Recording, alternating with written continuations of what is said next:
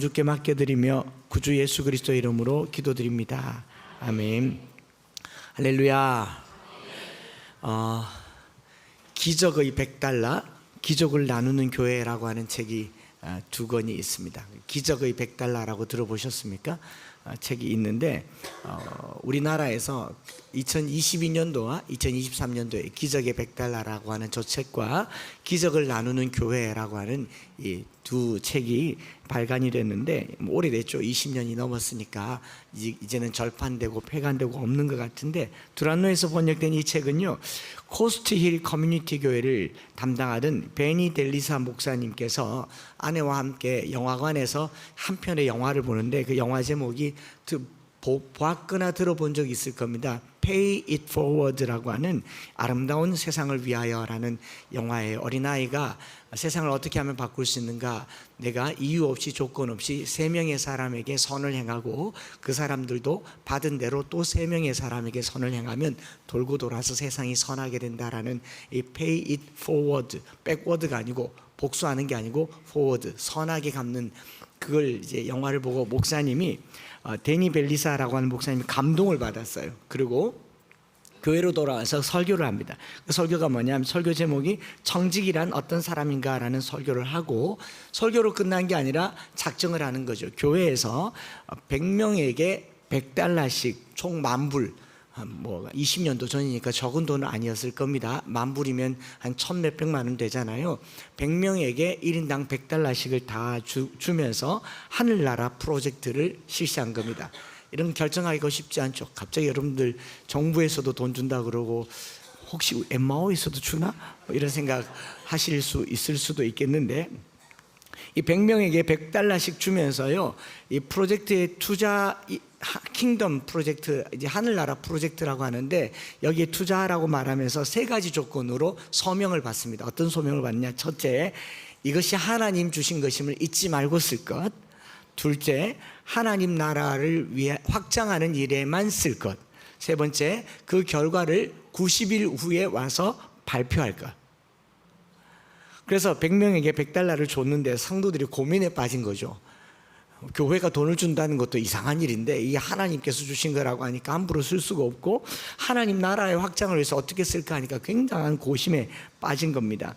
90일이 지나고 이걸 발표하는 발표의 날이 됐어요. 근데 지역 방송국에서까지 나옵니다. MBC에서 이 장면을 데이트라인이라고 하는 프로그램에서 전국에서 방영하게 된 겁니다. 한 2,000명의 현장 사람들과 이 동시 시청자들이 많은 곳에서 이걸 방송했는데 어마어마한 기적이 나타난 겁니다. 그걸 100달러의 기적이라고 합니다.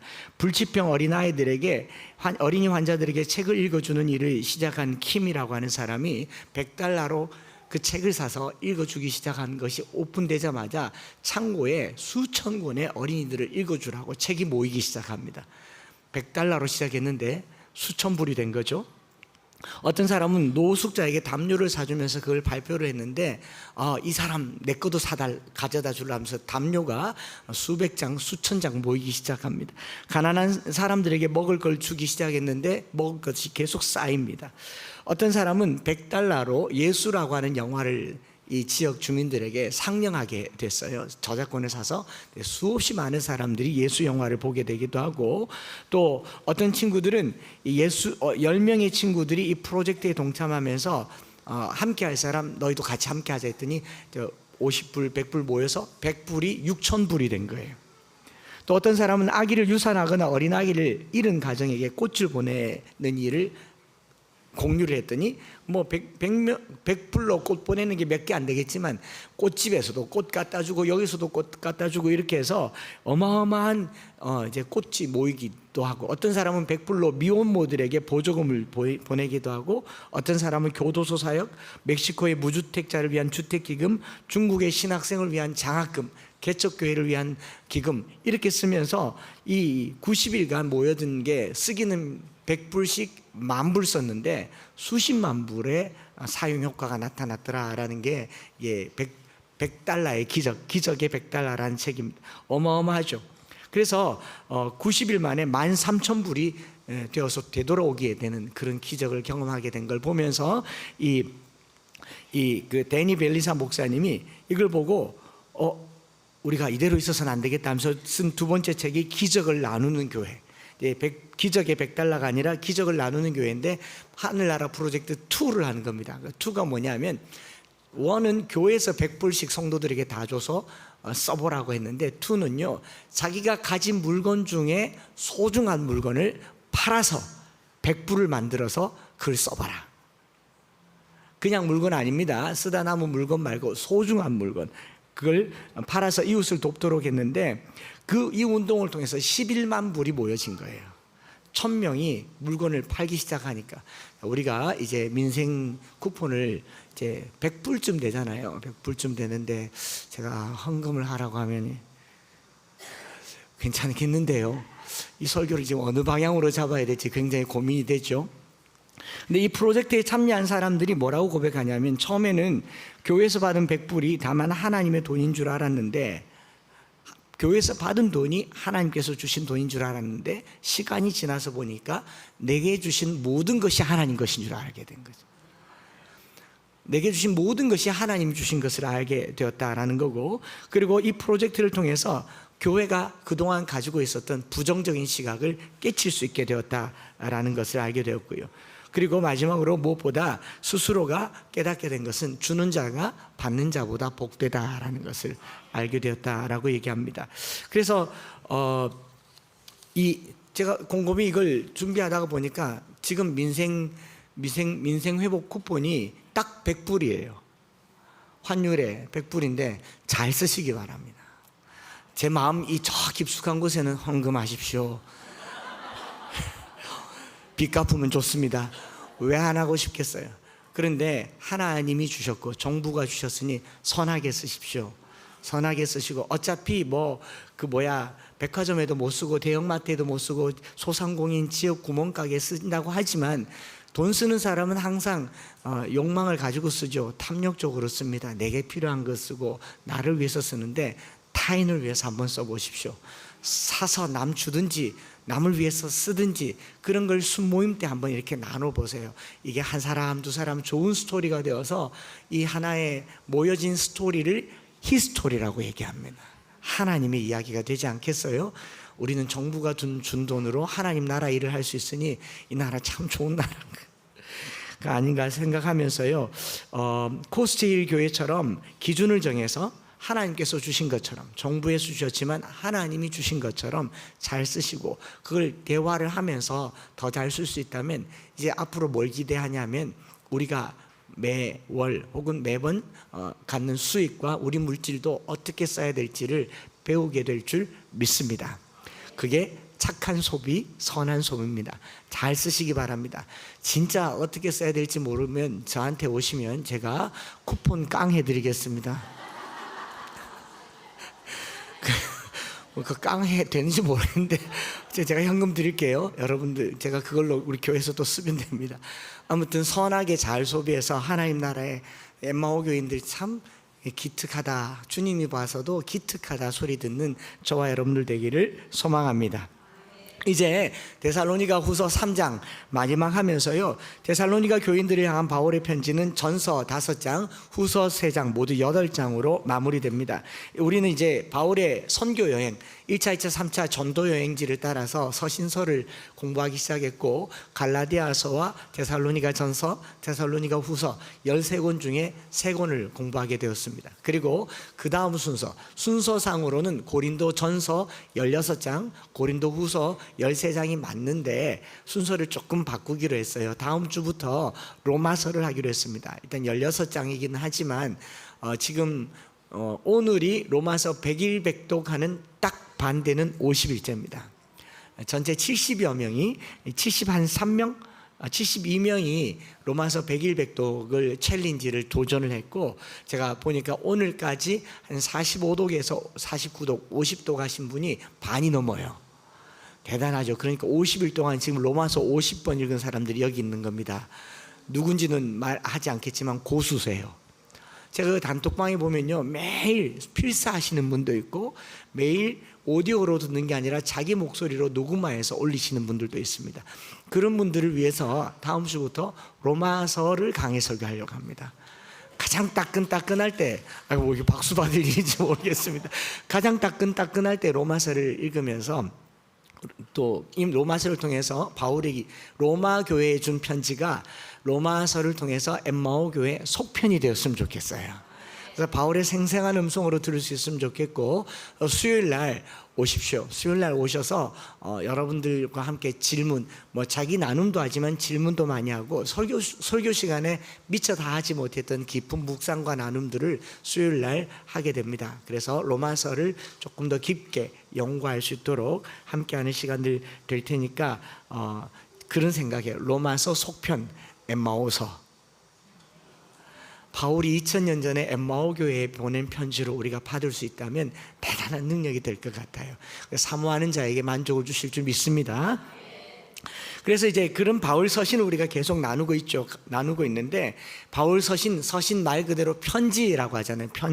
편지라고 하면 여기 계신 분들 중에 아마 저 연배보다 위에 계신 분들 또는 저 연배 계신 분들, 아래로도 마찬가지겠지만 편지라고만 하면 가슴이 두근두근거리던 시절이 있었습니다.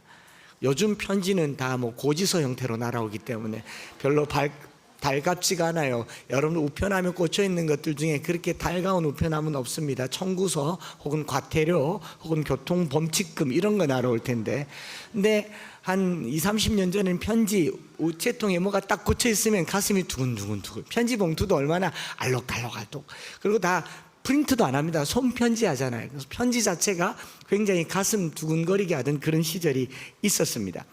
연애 편지, 고백 편지, 손편지, 음악 편지는 특별히 1967년도에 한밤의 음악 편지라는 방송이 시작되면서 1969년도에 시작된 특별한 프로그램이 있죠. BGM만 들어도 아는 따라라란 뭐죠? 별이 빛나는 밤에네.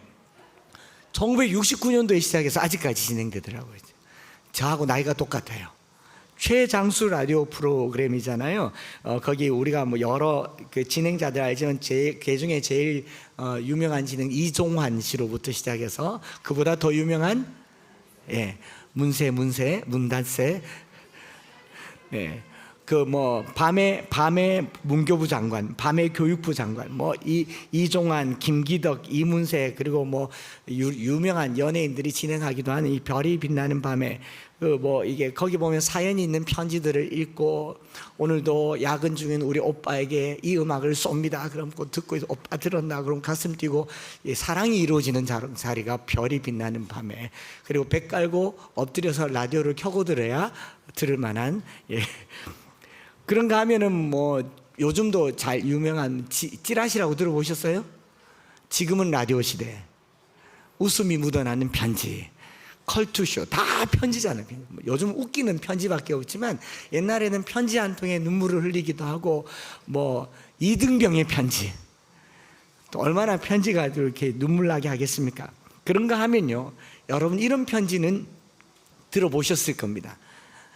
행운의 편지. 하시는 거 보니까 들어보신 것 같아요.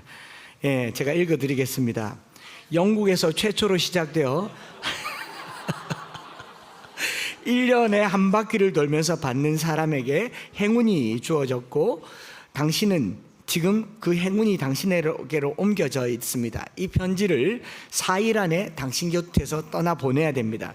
그리고 이 편지를 포함해서 7통을 행운이 필요한 사람에게 보내주셔야 합니다. 복사를 해도 좋습니다. 혹시 미신이라 할지 모르겠지만 사실입니다. 왠지 믿음이 가잖아요. 써야 될 것 같은. 이 편지를 보내면 7년의 행운이 있고, 그렇지 않으면 3년의 불행이 있을 겁니다. 그리고 이 편지를 버리거나 낙서를 해서는 절대로 안 됩니다. 7통입니다. 이 편지를 받은 사람은 행운이 깃들 것입니다. 힘들겠지만 좋은 게 좋다 생각하시고 7년의 행운을 빌면서 받으면 왠지 보내야 될 것 같은 그런 느낌이 들어요, 안 들어요? 제가 이걸 보면서 그런 생각이 든 겁니다. 여러분, 신약 성경에 기록된 13권의 바울의 편지, 데살로니가 전서, 후서, 특별히 후서는 바울이 뭐라고 얘기하냐면 친필로 이렇게 쓰잖아요. 보통은 감옥에 있기 때문에도 그렇지만 바울이 눈이 안 좋아서도 그렇고 대피를 합니다. 대피를 다른 사람이 바울이 말하고 편지를 쓰는데 이거는 친필로 자기 손으로 직접 썼다라고 하는 손편지예요.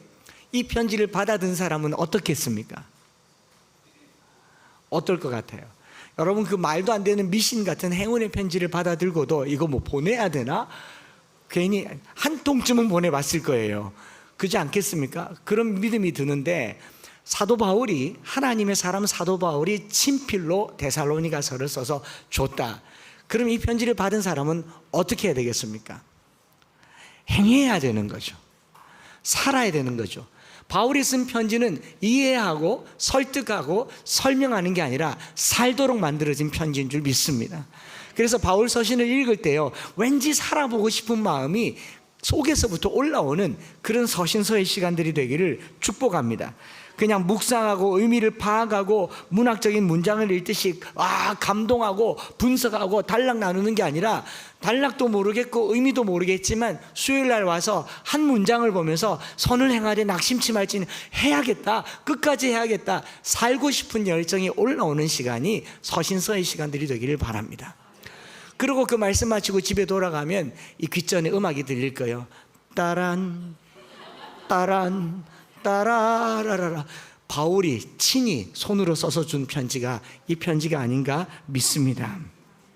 데살로니가 교인들요, 데살로니가 교회를 이렇게 생각해 보면 불과 이 몇 달, 1년 전까지만 해도 그리스도인들이 아니었습니다. 다르게 말하면 그리스도인다운 삶을 살 것이라고는 생각도 안 해본 사람들이 바울을 만나서 예수님을 믿게 되었고 예수 믿는 삶을 살게 된 겁니다. 아주 초기의 교회, 아주 믿음이 시작된 초창기 교회라는 겁니다. 예수 믿는 사람들이 이렇게 변화되어서 놀라운 변화를 가져온 것은 놀라운 일이지만 바울의 마음에 어떤 마음이 들었을까? 제가 저희 교인들을 이렇게 한 사람 두 사람 두고 기도를 하는데, 최근에 예수 믿은 사람들이 있을 것이고 최근에 교회 출석한 사람들도 있을 것이고 한참 쉬었다가 다시 믿음이 회복된 사람들도 있을 것인데, 제 마음에는 어떤 생각이 드냐, 끝까지 가야 될 텐데, 끝까지 가기를 원하는데, 근데 그게 끝까지 가져지느냐라는 거죠. 얼마나 많이 혼란스럽겠어요. 지금까지 수십 년을 안기독교, 비기독교 문화 속에 살다가 이제 예수님을 믿어서 좋기는 좋은데 이전의 습관을 끊고 갑작스럽게 그리스도인다운 삶을 끝까지 가지고 갈 수 있겠는가? 이거 바울에게 있어서 숙제인 거죠.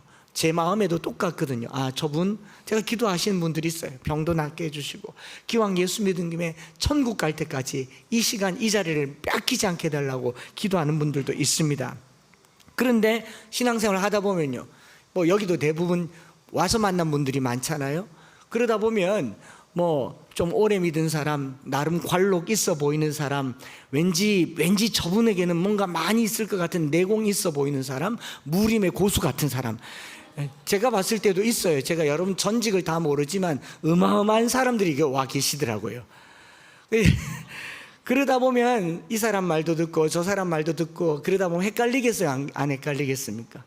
교단도 다르고 교파도 다르고 신학도 다르고 신앙도 다른데 믿음의 초보들이 봤을 땐 이 말이 맞는 것 같기도 하고 이 말이 맞는 것 같기도 하고 헷갈린다라는 말이죠. 그래서 바울이 마지막 데살로니가 후서를 쓰면서요, 3장 6절에 자기가 직접 가르쳐주고 보여준 행동을 전통대로 하라고 하면서, 형제들아 우리 주 예수 그리스도의 이름으로 너희를 명하노니 게으르게 행하고 우리에게서 받은 전통대로 행하지 아니하는 모든 형제에게서 떠나라. 여기 게으르게 행한다라는 말은 무슨 말이냐면요, 나태하고 느리고 그냥 방만하게 산다라는 말하고는 조금 거리가 멀고요, 번역을 게으르게 한다라고 했는데, 나태하게 산다라는 말보다는 무분별하게 무질서하게 산다라는 말, 규모 없이 산다라는 말인데, 바로 그 다음 절 7절에도 이렇게 나옵니다. 어떻게 우리를 본받아야 할지를 너희가 스스로 아나니 우리가 너희 가운데서 무질서하게 행하지 아니하며, 여기 무질서하게 행한다라는 말과 6절에 게으르게 행한다는 말을 같은 헬라어를 쓰고 있는 겁니다. 같은 헬라어를 쓰고 또 3장 11절에도 우리가 들은즉 너희 가운데 게으르게 행하여 도무지 일하지 아니하고 일을 만들기만 하는 자들이 있다 하니라고 하는, 여기 게으르게라는 말 헬라 말로 아탁토스라고 하는데, 아탁토스 불규칙하게, 무질서하게, 그리고 세 번째 의미가 게으르게입니다. 제가 봤을 때는 게으르게라는 말보다는 신앙생활을 막 시작하다 보니까 규모가 없는 거예요. 어떨 때는 너무 가슴이 뜨거워서 매일 교회 오는 거예요. 일상을 다 깨고 교회 오기도 하고, 어떨 때는 에이 괜찮다, 뭐 하나님 뭐 영원하신 하나님인데 오늘 안 간다고 뭐 어디 가나, 하나님 항상 동일하시다, 내가 안 동일해서 그렇지 뭐 그러면서 이렇게 왔다 갔다 하는 거예요. 신앙생활이 왔다 갔다. 어떤 때 가서 이 사람 말 들으니까 기도 안 하면 지옥 간다 하더라. 또 하나님 귀 안 먹었다. 어떤 사람은 부르짖어야 듣는다 하더라. 하나님은 작은 신음에도 듣는다. 이러니까 규모가 없어지는 거죠. 규모가 없어지는 거. 이것저것 마구 섞여서 무질서하고 심지어는 헷갈리기까지 하는 삶, 그걸 바울이 말한 게으른 삶이라고 얘기하는 거예요. 게으르다라는 말의 개념을 좀 잡고 가는 게 좋을 것 같았어요. 그래서 여러분, 제가 탁구를 조금 배웠거든요. 코로나 전까지 탁구를 조금 배우니까 탁구장에 가면 저를 레슨 시켜주시는 코치 외에도 수많은 코치들이 기다리고 있습니다. 5부, 4부, 3부, 동네 아저씨들, 심지어 아줌마들까지 레슨 받고 나오면 목사님이 그때 이래 하는 게 아니고 요래 하는 겁니다 하고, 그런데 또 요래하고 나면은 레슨 받으러 가면 누가 그런 거 가르쳐 주더냐고.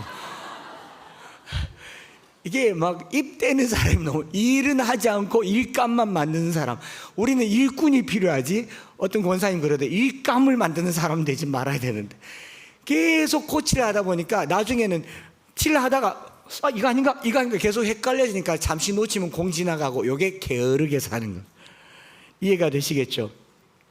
그러니까 처음에 할 때는요, 제대로 배워서 제대로 신앙생활 해야 되니까 한 줄 잘 잡고 가시기 바랍니다. 그 한 줄이 뭐냐면, 바울이 좀 너무 이렇게 독선적일 수도 있겠지만 내게서 배운 걸 행해라고 하잖아요. 왜냐하면 당시에 거짓 선지자들이 너무 많고 가짜 이론들이 너무 많으니까 내가 시키는 대로만 하라라고 말할, 그럴 때는 첫 번째로는 확실하기 때문에 그래요. 그렇지 않겠습니까? 확실하기 때문에 그런 거고, 두 번째로는 이거 아니고는 위험성이 많기 때문에 그래요. 그래서 여러분들 신앙생활을 할 때요, 어떤 확실한 걸 하나 굳게 붙잡으면 끝까지 그걸로 가지고 가시기 바랍니다. 혹시 신천지 여기 계시면 계속 그쪽으로 가세요. 여기 오지 마시고. 그 확실하게 붙잡은 걸 왜 여기 와서 붙잡으려고 하시냐고. 그러나 여기 계시면 여기서 확실한 진리의 말씀을 붙드시기를 바랍니다. 그래서 하나하나 본인이 삶으로, 모범으로 보여주신 거예요. 믿음의 초보였던 성도들에게 가르쳐준 복음의 내용은요, 실제 바울이 살았던 삶의 모범이었다라고 말하고 있죠. 9절에 오직 스스로 너희에게 본을 보여 우리를 본받게 하려 함이니. 본을 보여서 본받게, 본이란 말, 티모스라는 말은 거푸집이란 말입니다. 모형, 모델, 본보기, 유행. 유행이란 말은 대세잖아요. 바울이 하나의 큰 유행을 만드는 겁니다. 제가 우리 암송학교 강의하면서 양문교회 담임 목사님이신 김기영 목사님이 예를 들었는데 너무 감동이 되더라고요. 비커에 젓가락으로 이렇게 저으면 소용돌이가 쉽게 생기진 않습니다. 쇠젓가락으로 이렇게 돌리면 소용돌이가 생기겠습니까? 아니면 다라이에 물을 떠놓고 쇠젓가락으로 이렇게 돌리면 생기겠습니까? 그런데요, 계속 돌리면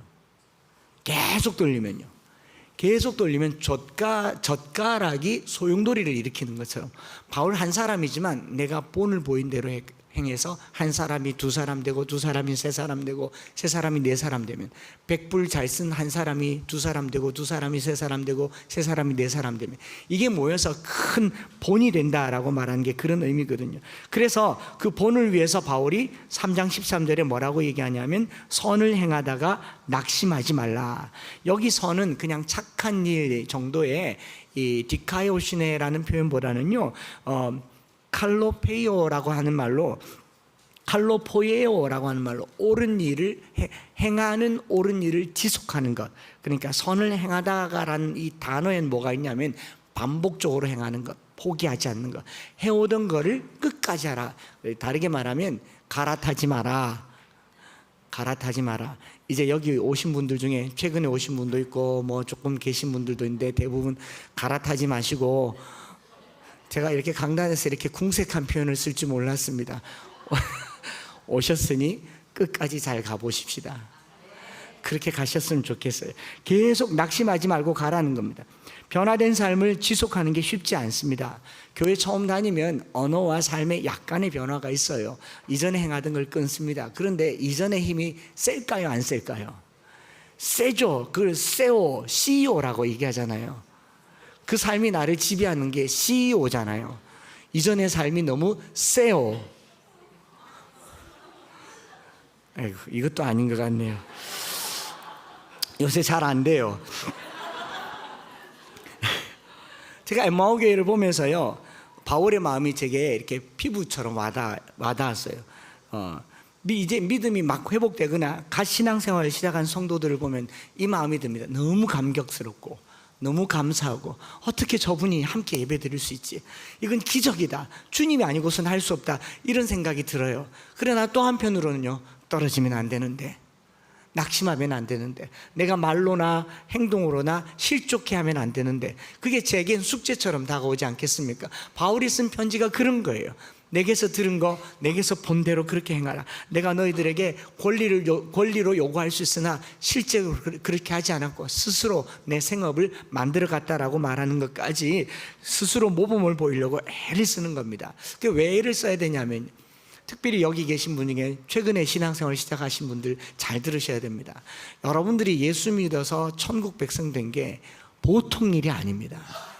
보통 일이 아니에요. 예수 안 믿어서 뭐 죽어서 지옥 가면 지옥 백성이 천국 백성 됐잖아요. 국적이 바뀌었잖아요. 여러분, 북한 이탈 주민이 대한민국 국적 얻기가 쉬운 줄 아십니까? 쉬워요?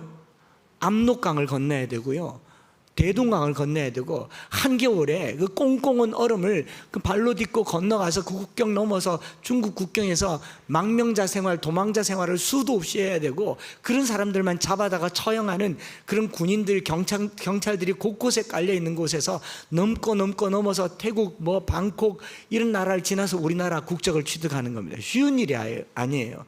여러분들은 그냥 여기서 나서 그냥 여기서 사니까 한국 국민인 것 같지만, 북한 이탈 주민, 탈북민들이 한국 국적을 갖는 것은요, 정말 죽음의 고비를 넘는 겁니다. 제가 곰곰이 생각하니까 한 영혼이 구원받아서 그 이름이 생명책에 기록된다는 것은 놀라운 일이에요. 어마어마한 일이에요. 다르게 보면요, 사탄이 그냥 두겠냐고요. 저거 언제든지 내가 잡아서 밀가부르듯이 잡아서 다시 내 나라로 데려가겠다. 안 그러겠어요? 이거요, 전쟁입니다. 우리 성도들요, 믿음 생활 시작한 분들요, 놓치지 말고 잡으셔야 되고요, 특별히 우리 순장님들, 장로님, 권사님, 중직들, 성도들요, 이제 신앙생활하면요, 쭉자사자 붙들어서 뺏기지 않도록 하시는 저와 여러분들 되기를 원합니다. 이 편지가 그런 편지예요. 그게 바울이 이야기하는 거죠. 그런 성도들을 향한 바울의 기도와 기도 요청, 축복이 3장에 있는 내용입니다. 1절부터 5절까지는 바울이 나를 위해서 기도해달라고 요청을 하기도 하고, 그들을 위한 바울의 기도가 있고, 6절부터 15절까지는 이제 이 마지막 때에 너희가 어떻게 믿음을 굳게 잡아야 되냐, 헷갈리지 말고 게으르지 말고 이것저것 섞이지 말고 내가 가르쳐준 대로, 보여준 대로만 행해라. 보여준 대로만 행해라. 그렇게 얘기를 하고 있죠. 그리고 마지막 16절부터 18절까지 축복 기도로 이제 마무리를 하고 있는데, 이 맨 마지막 절 우리가 읽은 걸 보면요, 바울이 힘주어서 하는 말, 잘하는 말씀이죠. 평강의 주께서, 누가요? 평강의 주께서 어떻게 해요? 친히 어느 상황에서 때마다 일마다 평강 주시고 흔들리지 않게 하시는 걸 원하잖아요. 평강, 샬롬 혹은 에이레네라는 말이 흔들리지 않는단 말이죠. 흔들리지 않게 하시기를 원하고, 지속하게 하시기를 원하고, 변함없게 하시기를 원하고, 굳건하게 하시기를 원하고. 누가요? 평강의 주께서 친히 어떤 상황에 때마다 일마다, 그리고 친히 너희와 함께 하시기를 기도하고 있습니다. 제 마음도 그렇습니다. 우리 주님께서 모든 때마다 일마다 여러분들이 흔들리지 않게 하시기를 축복합니다. 친히 함께 하시기를 축복합니다. 그래서 목사님 바빠서 전화도 한 통 못 해준다, 그런 걱정하지 마시고요. 주님이 나와 함께 계시지 않는가, 그거 걱정하세요. 늘 주님과 함께 하시는 그런 삶이 되시기를 바라고요. 이게 바울의 결론이죠. 이런 지속적이고 굳건한 믿음 생활을 하기 위해서 바울이 목에 힘주어서 이야기하고 있는 거 한 가지, 이거 얘기하려고 여기까지 온 겁니다. 그건 바로 지속적이고 굳건한 믿음 생활, 기왕 예수 믿었으니 끝까지 예수님을 믿게 하기 위해서 바울이 요청하고 또 바울이 하고 있는 것 한 가지가 있다면 그것은 바로 기도입니다. 기도. 그래서 1절부터 5절까지가 데살로니가후서 3장의 가장 핵심이 아닌가, 그런 생각을 해보아요. 이제 지금은 비가 많이 와서 계곡이나 강이나 바다에 나갈 엄두도 못 내겠지만, 이제 장마가 끝나고 나면 여름에 제일 많이 가는 곳이 사우나겠습니까? 수영장이겠습니까? 수영장에 가겠죠. 계곡에도 가고 무슨 워터파크에도 가고 바다에도 갈 겁니다. 사람들이 엄청 많이 가는데 수영을 잘 하든 못하든 여름이니까 가겠죠. 가보면 수영하는 사람들의 다양한 모습을 볼 수 있습니다. 아주 유연하게 막 하는 사람도 있지만, 물이 다 가고 와 들어가서 허프 막 쫓는데 안 가요. 막 그대로 있어요. 요런 개그를 좋아하시는구나. 그 막 가잖아요. 그리고 좀 얕은 곳에 가서 이렇게 뛰어오니까 뛰길래, 그래서 발을 살짝 떼가지고 했는데 떼서 보면 또 그 자리. 그런 경험을 안 해보셨습니까? 그건 상상만 해도 알 수 있는 워터파크의 현장입니다. 이렇게 쭉 돌고 가는데 계속 이러고 있는데 제자리에 있어요. 그런 사람들 많잖아요. 우리가 물에서 헤엄을 치려고 하면요, 머릿속에 있는 생각과 그냥 몸만 움직인다고 되는 게 아니더라라는 겁니다. 저는요, 초등학교 6학년 때부터 수영을 배웠습니다. 일찍 배웠다고 말하는 건데 이게 아니었군요. 더 일찍 배우는군요. 제가 가지고 있는 학력 컴플렉스는요, 제가 유치원을 못 나왔어요. 어린이집도 못 나왔고, 그래서 어린이집 가면 계속 아이들한테 밀립니다. 내가 대학도 나오고 대학원도 나오고 유학도 했는데 어린이집을 못 나와서 아이들이 저를 쳐다보면서 목사님은 어린이집 다녀봤어요 이러는 것 같아요. 여러분도 요즘은 어린이 스포츠단에서 수영을 배우지만, 제가 어린 시절에는 수영장도 가기 어려운 시절에 대구 시내에서 그래도 고급 교육을 한다고 한 게 뭐냐면, 수영을 어디서 배웠느냐? 책상에서 배웠습니다. 체육 시간에 선생님이 자, 책상 위에 다 올라간다. 배 깐다. 그래, 배를 깔고 이렇게 누우면 이 책상 위에서 자, 이거는 자유형이다. 크롤이라고 한다. 이렇게 3번 하고 돌리고 3번 하고 돌리고, 자, 평형을 가르쳐 준다. 깨구리처럼 쫙 뻗고 돌리고 쫙 뻗고 돌리고, 그때부터 수영을 배웠습니다. 그리고 잘 할까요? 못 할까요? 네, 교실에서 배운 대로 수영장 가면 제가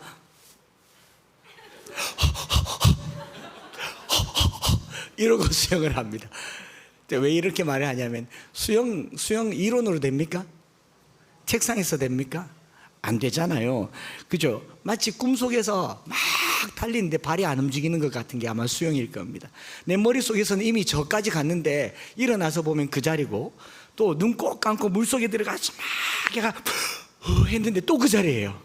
마치 꿈속을 걷는 것 같은 그런 삶을 사는 게 뭐냐면요, 이 머리에 이론만 있고 생각만 있어서 그렇습니다. 신앙생활도 마찬가지입니다. 내가 믿어서 구원받고 이 믿음을 끝까지 가지고 간다라고 하는 이론은 있어도요, 이 이론이 삶에서 실제가 되게 하려면 기도하셔야 됩니다. 초신자라서 기도하지 않으면 언제 기도하겠습니까? 어린아이들이어서 기도하지 않으면 언제 기도하겠습니까? 기도는 믿음을 강력하게 만드는 무기입니다. 사도 바울이 전신갑주를 이야기하면서 모든 기도와 간구를 하라고 했잖아요. 우리가 쓸 수 있는 무기를 활용할 수 있는 강력한 힘은 기도다라는 것을 생각하면서요, 또 금요기도회 때 이만큼은 오셔야 됩니다. 새벽에도 이거 반만큼은 오셔야 됩니다. 제가 마음에 감동이 생겨서 하반기에는 한 달에 일주일씩은 특별 새벽 기도를 해야겠다. 아, 표정이 가셨네요. 왠지 편할 것 같아서 왔는데, 와, 이거 큰일 났다 싶으면 이 길로 계속 가셔야 됩니다. 이미 늦었습니다. 더 기도하고 더 부르짖어야 된다. 이게 기도라고 하는 것이죠. 복음은요, 이론과 설명, 설득으로 전해지는 것이 아니기 때문에 복음이 전해지는 곳, 특별히 복음이 있는 곳에 바울이 뭐라고 얘기하냐면 기도해달라고 얘기하잖아요. 그러지 않습니까? 주님 말씀이 마음껏 내달려 영광스럽게 되도록 바울이 기도해달라. 그게 바로 바울이 가지고 있는 능력이죠. 여러분, 바울 사역에 있어서 바울 사역의 열매를 맺게 하는 가장 큰 동력은 기도였습니다. 조금 찾아보면 압니다. 바울이 아덴을 지나서 고린도에 왔고 고린도에서 데살로니가 후서를 전 후서를 썼어요. 바로 고린도에 있기 전에 아덴에서 무슨 일이 있었습니까? 무수한 우상들을 숭배하는 사람들을 보면서 너희들의 종교심에 관하여서 그 스토아 학파와 에피쿠로스 학파들에게 철학적으로 접근했다가 몇 명만 구원받은 걸 보고 바울이 뼈저리게 깨달은 겁니다. 구원은 설명이나 설득이나 신학이나 과학적인 납득이 아니라 영적인 일입니다. 한 영혼이 교회 출석하는 게 그냥 뭐 내 발로 우리 마누라가 시키니까 못 이긴 척하고 오지 그러지만 그게 그렇게 쉽게 되는 일이 아니란 말이죠. 그러려면 그 일이 일어나려면요, 기도하셔야 됩니다. 그래서 데살로니가후서 3장 1절에 바울이 마지막으로 한 게 이런 말이죠. 끝으로 형제들아, 너희는 우리를 위하여 뭐 하기를? 기도하기를, 주의 말씀이 너희 가운데서와 같이 퍼져나가 영광스럽게 되고. 바울이 바울 서신에서 기도 요청을 자주 하고 있습니다. 기도 요청을 자주 하고 있는데 여러분 잘 읽어보십시오. 바울이 기도를 요청하는 그 대목에서 물질을 요청한 적이 없어요. 선교사님들이 선교제의 필요를 따라 물질의 요청을 하고 물질의 필요를 기도 제목으로 내는데 바울의 기도 제목은 오로지 하나였습니다. 복음이 전해지는 일에 기도를 요청하고 있다라는 사실이죠. 그렇지 않습니까? 빌립보서에서는 내게는 모든 것이 있고 또 풍족한지라, 내가 핍절함으로 말하는 게 아니라고 하지 않습니까? 바울은 물질의 필요를 기도한 사람이 아니라 복음을 전하게 해달라고 기도하죠. 에베소서 6장 18절에 이렇게 있지 않습니까? 모든 기도와 간구를 하되 항상 성령 안에서 기도하고 이를 위하여 구하기를 항상 힘쓰며. 여러 성도를 위하여 구하라. 19절 같이요, 시작. 구할 것은 내게 말씀을 주사 나로 입을 열어 복음의 비밀을 담대히 알리게 하옵소서 할 것이니, 이를 위하여 내가 쇠사슬에 매인 사신이 된 것은 나로 이 일에 당연히 할 말을 담대히 하게 하려 함이라. 바울이 기도 요청하는 건요, 다른 게 아니더라고요. 복음 전하는 이 일에 기도가 필요하다. 골로새서 4장 3절에도 또한 우리를 위하여 기도하되 하나님이 전도할 문을 우리에게 열어주사 그리스도의 비밀을 말하게 하시기를 구하노라. 내가 이 일 때문에 매임을 당하였노라. 복음을 전하는 일이나 복음이 전해지는 일이나 예수를 믿는 일에는요, 반드시 기도가 들어간 줄 믿습니다. 여기 교회 최근에 나오신 분들요, 그냥 뭐 2차 저차 나왔겠지만요, 그 아내 대신 마누라께서 얼마나 기도한지 몰라요. 딸이 금요일마다 얼마나 기도한지 몰라요. 그냥 된 게 아닙니다. 나중에 고마워하셔야 될 겁니다. 그 기도가 필요하다라는 거죠. 여러분, 갓 태어난 어린 교회 데살로니가 교회입니다. 그 교회에 뭘 부탁하느냐? 기도를 부탁해요. 이해되세요? 데살로니가 교인들에게 바울은 하늘 같은 사람입니다. 사도예요. 바울이 교인들에게 부탁하는 겁니다. 제가 이제 말씀드리려고 해요. 김재건 선생님, 저를 위해서 기도해 주십시오. 기도해 주십시오. 이런 경우를 데살로니가 교회에 얘기를 하는 거예요. 그 말은 기도가 그만큼 중요하다. 바울이 담대하게 복음을 전함에도 불구하고 이 일에는 기도가 필요하다. 자, 그러면 저 같은 사람은 여러분 기도 없어도 목회 잘할 것 같습니까? 못할 것 같습니까? 왜 대답 안 하십니까? 여러분들은 뭘 해야 되겠습니까? 기도해 주시기를 바랍니다. 기도가 중요하다라는 거죠.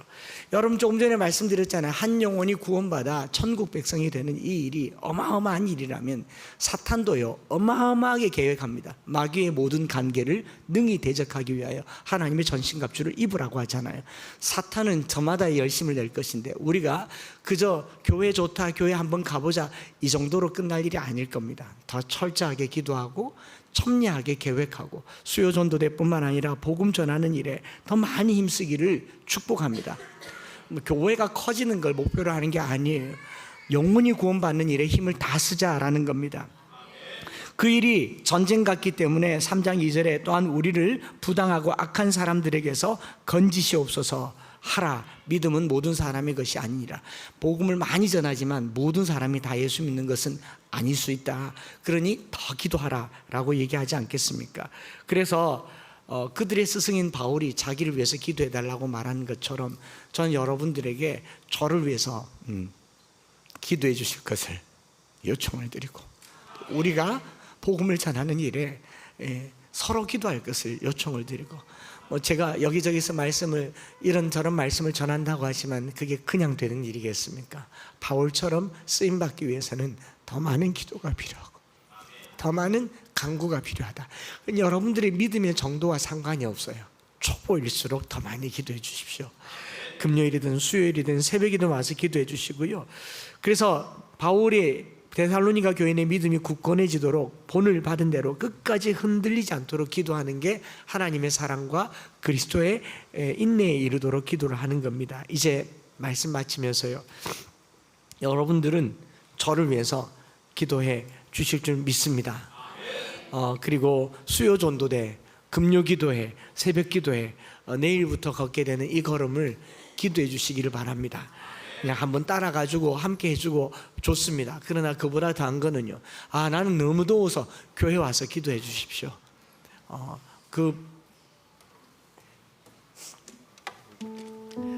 별것 아니다라고 하는 걸음 같겠지만 별겁니다. 중요한 걸음이에요. 목사님 꼭 이번에도 걸어야 되겠습니까? 라고 묻겠지만 제 마음은요, 그렇지 않습니다. 지난주에 인천에서 말씀 전하면서 하나님께서 지난주에 제게 주신 마음이 그래요.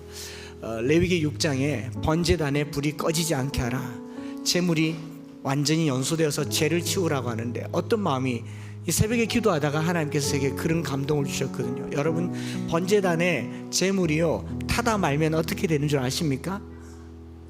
썩고 냄새나고 벌레 끓고 병나요. 번제단의 제물은 하나님께 기쁨으로 드리는 번제입니다. 송아지나 양이나 염소나 비둘기를 하나님께 정성스럽게 가지고 왔는데 제사장이 불 관리를 잘못해서 비를 피하게 안 하고 땔감을 덜 떼서 제물이 타다 말면 어떻게 되냐면 냄새가 난다고요. 부패한다고요. 그 공동체에게 위협이 될 수 있어요. 오늘 저나 여러분들이 신앙생활 안 하는 게 아닙니다. 신앙생활 하는데 덜 하지는 않습니까? 불이 붙어 있긴 있는데 끝까지 안 태우는 건 아닙니까? 타다만 잿덩이처럼, 타다만 재물처럼 냄새나는 신앙생활요 마저 태워야 되겠다. 그게 제 마음이에요. 하나님이 심장을 고쳐주셨다고 이거 조심하느라고 하루 이틀 음식 조심하고 잠 조심하고 일정 조심하다가 골골 80, 저는 그렇게 살고 싶지는 않습니다. 오늘 인생이 끝나도 완전히 연소되는 인생을 살고 싶습니다. 우리의 삶이 주님 앞에 하루를 살아도 영광스럽게 살아드리기를 원해요. 연소되는 삶을 살아야지 타다만 삶은 살지 마시기 바랍니다. 그러니 우리 삶 속에요, 이 찬양 들으면서 예수의 길, 그 좁은 길 나는 건네 주 손잡고, 그 무엇도 두렵지 않네 주님 주신 약속 내게 있으니, 그 험한 길 걸어갈 때에 저는 확실하게 믿습니다. 이 대구는 다 죽었습니다. 제가 있는 동안은요, 가만두지 않을 겁니다. 몸살나게 할 겁니다. 여러분 모르긴 몰라도요, 대구 브랜드 가치가 아주 좋아졌습니다. 누구 덕분에요? 제가 그렇게 말해요. 대구는 참 좋겠다, 나 같은 목사 가져서. 대구는 참 좋겠다, 나 같은 목사 가져서. 여러분, 이 땅에서요 사는 것이 영광이기를 원합니다. 다들 말세라고 하지만 하나님 나라가 여기서 이루어지는 것을 꿈꾸기를 원합니다. 바울의 마음이 그랬듯이 제 마음이 그래요. 여기서 이제 막 신앙생활 하신 분들요, 흔들리지 마세요. 굳건하게 가시고요, 저도 흔들리지 않고 이 길을 걷겠습니다. 건강하게 걷겠습니다. 제가 인천에서 그렇게 말했어요. 몸이 되게 아파도 주님이 날 데려가시려고 해도 하나님 잠깐만 기다리세요, 아직 멀었습니다. 내가 100번은 걸을 겁니다. 그렇게 마음먹었으니까 저와 함께 이 길을 잘 걸어갈 수 있도록 기도해 주시고, 우리 찬양 드리면서 한번 같이 기도하면 좋겠습니다.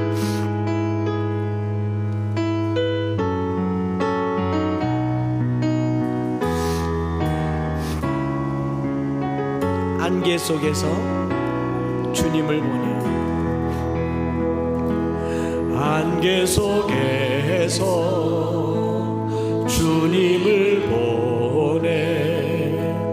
아무도 없을 것 같던 그곳에서 손 내미셔서 나를 붙드네. 길 잃고 쓰러져 가던 그곳에서 안개 속에서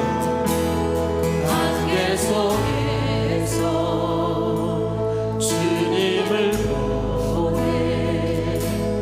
아무도 없을 것 같던 그곳에서 손 내미셔서 손 내미셔서 나를 붙드네. 길 잃고 쓰러져 가던 그곳에서 주 말씀하시네. 내 손 잡으라고. 내가 곧 길이요 진리 생명이니 나 그 길을 보내. 주 예비하시고 다른 길로 돌아서지 않으리. 예수의 길, 그 좁은 길 나는 건네. 주 손 잡고 그 무엇도 두렵지 않네. 주님 주신 약속 내게 있으니 세상의 길 그 험한 승리하네. 승리하네. 성령으로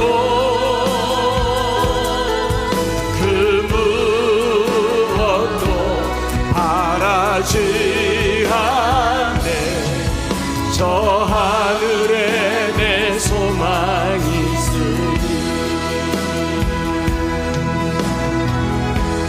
이 찬양 가사가 대구 사랑 걷기에 딱 맞는 가사 같아요. 손 내미셔서 나를 붙드시네. 길 잃고 쓰러져 가는 그곳에서 주 말씀하시네. 내 손 잡으라고. 엠마오로 가는 길은 주님과 동행하는 길입니다. 주님 손잡고 가는 길입니다. 땡볕이지만 홀로가 아닙니다. 주님과 함께 가는 그 길 되기를 사모하는 마음으로 같이 한번 고백하겠습니다. 주 말씀하시네. 내 손 잡으라고. 내가 곧 길이요 진리 생명이니 나 그 길을 보내. 주 예비하시고 다른 길로 돌아서지 않으리. 예수의 길, 그 좁은 길 나는 건네. 주 손잡고 그 무엇도 두렵지 않네. 주님 주신 약속 내게 있으니 세상의 길, 그 험한 길 승리하네. 성령으로 그 무엇도 바라지 않네. 저 하늘에 두 손 높이 들고 고백합시다. 예수의 길, 그 좁은 길 나는 건네. 주 손잡고 그 무엇도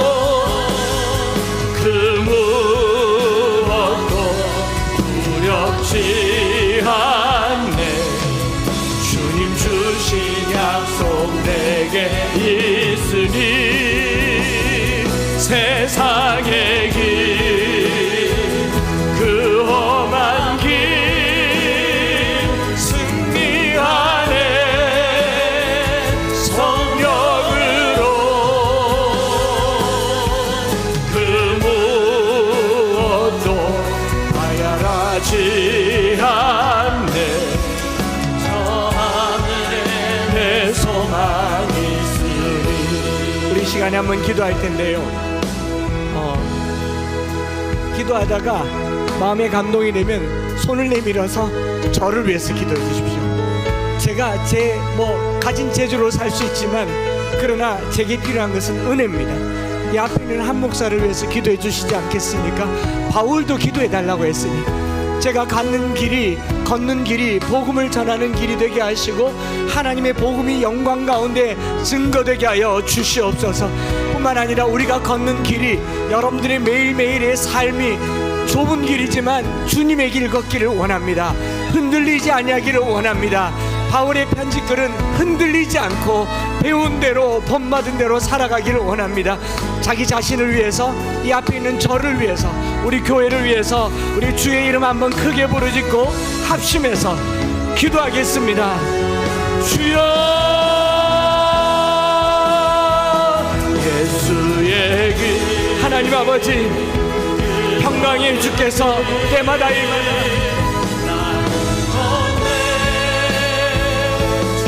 평강 주실 때에 주여 함께하여 주시옵소서. 손 내밀어 우리를 붙잡아 주시고 붙들어 주시고 쓰러져가는 우리의 삶의 자리에서 내 손 잡으라고, 내가 곧 길이요 진리요 생명이라고 말씀하여 주시옵소서. 아버지는 그 길을 주님 따라가게 하여 주시고 다른 길로 돌아서지 아니하게 하여 주시고 한 길 가게 하여 주시옵소서. 흔들리지 아니하게 하여 주시옵소서. 배운 대로 들은 대로 본대로 살겠습니다. 바울의 본대로, 주님의 본대로 가르쳐 주신 대로 살기를 원합니다. 흔들리지 아니하게 하여 주시고 두려워하지 않게 하여 주시옵소서. 세상의 길, 그 험한 길, 세상의 길, 우리가 살아가는 이 세상의 길 험한 길이지만 승리하며 살게 하여 주시옵소서. 성령으로 함께하여 주시옵소서. 아무것도 바라지 아니하고 하늘 소망 가지고 살아가는 우리 모든 성도들 되게 하여 주시옵소서. 주님,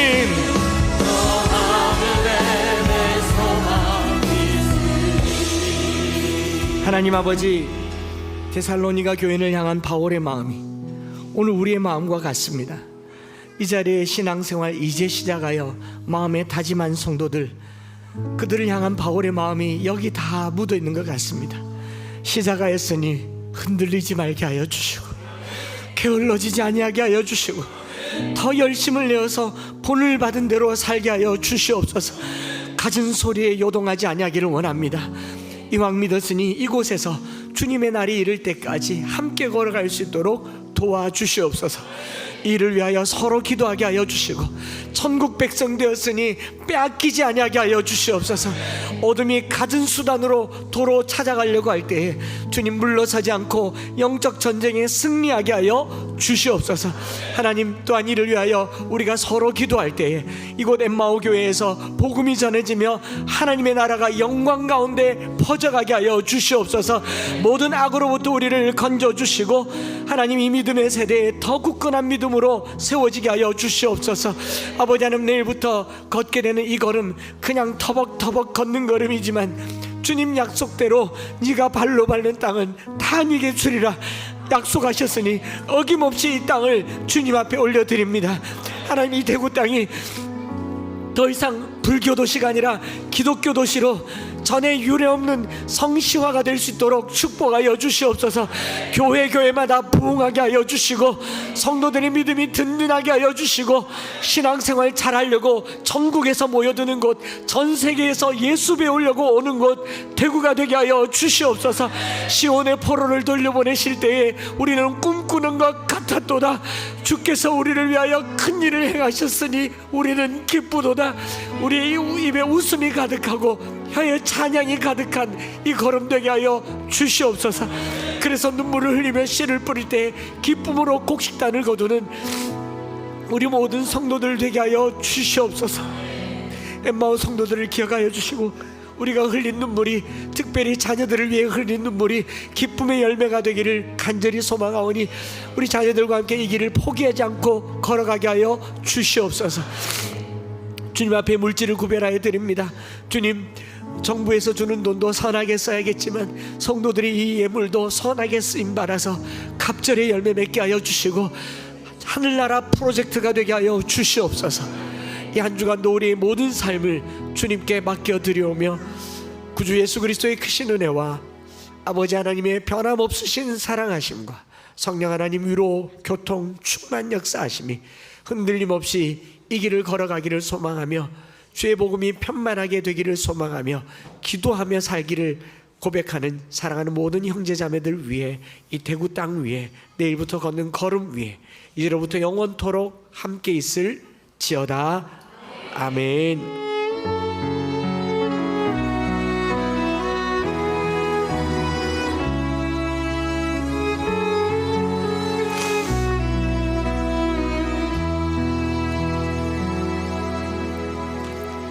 아멘. 하나님께 영광의 박수를 돌리겠습니다. 네, 우리 가운데 통로를 이용해서 식사 맛있게 하시고 저쪽 가쪽 통로도 자리를 우리 형제분들이 좀 안배해 주시면 좋겠습니다.